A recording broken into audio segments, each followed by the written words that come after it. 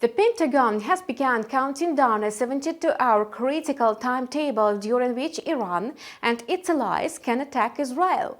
US and the EU diplomats are also reportedly holding urgent discussions on the Middle East with the interested parties in an attempt to avert the threat of a full-scale regional war. Amid this information background, the Fed Reserve's policy decision and the Bank of England statement are taking a back seat today. The outcome of the Fed Reserve's meeting was already factored in by market participants because all the incoming statistics spoke of a slowdown in the US economy and a decrease in inflation. Moreover, no one expected a rate cut yesterday, but the FedWatch Tool indicates an almost 100% guarantee of a rate cut in September. Jerome Powell this time abandoned his usual caution and suggested during a press conference that the Fed Reserve could lower the rates as early as September, provided that the incoming economic data meets forecast and expectations.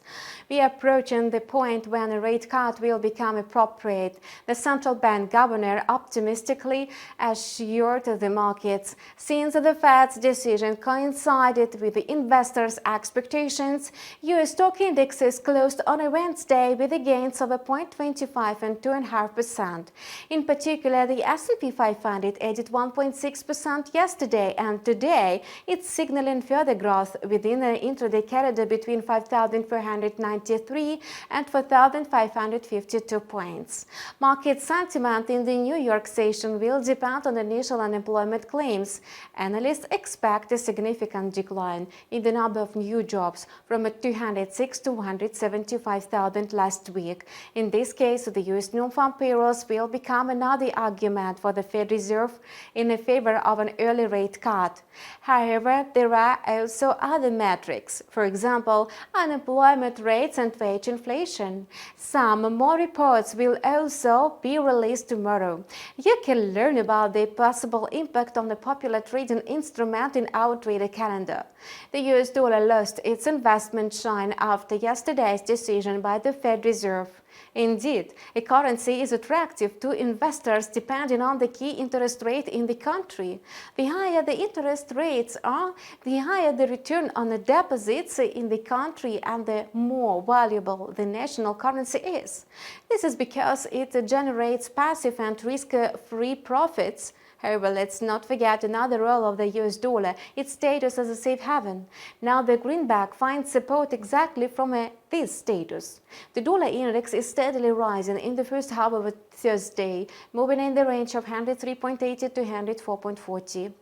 We also need to take into account economic performance in the euro area. For example, the annual CPI published the day before locked an uptick to 2.6% in July from a 2.5% months ago, although analysts had expected it to decline to 2.3%. Rising consumer prices are already a reason for the ECB to revise its plans on a monetary easing.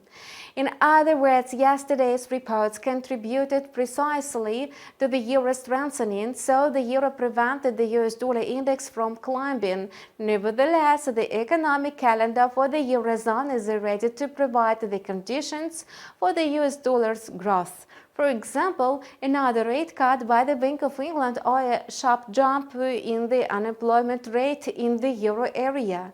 It rose from a 6.4 to 6.5% in June.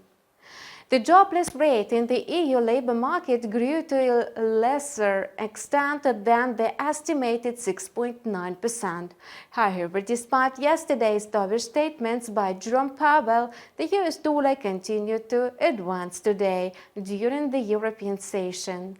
Despite the intense information flow, the euro-dollar pair did not show significant speculative activity.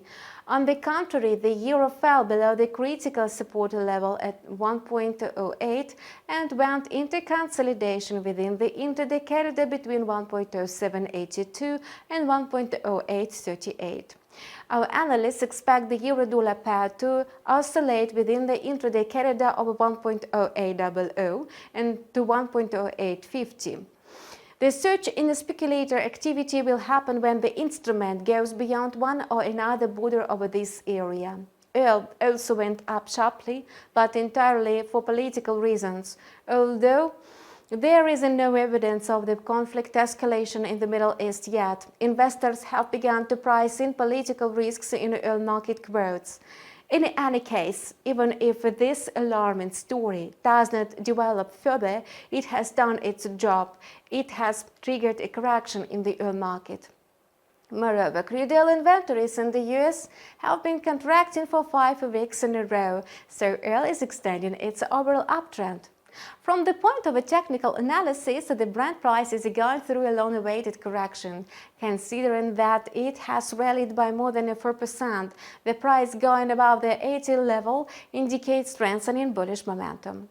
However, it's too early to talk about the complete recovery as the downward cycle is still relevant in the market. That's if Brent again falls below $80 per barrel, it may well face a new bearish sequence. The Russian ruble stubbornly refuses to lose ground today. As a result, the US dollar once again dropped to 85 against the ruble. Apparently, the sudden and explosive jump in oil prices played a role. However, there are no other reasons for the ruble to grow in the medium term. To sum up, the ruble is doomed for weakness. At the same time, any external factors will have only a local impact on the Russian currency. You have watched Forex Market Review on the InstaForex TV channel. We wish you profitable trading and see you soon. The 2% inflation target for central banks is like an ideal wide. It seems close, but it's always a little off.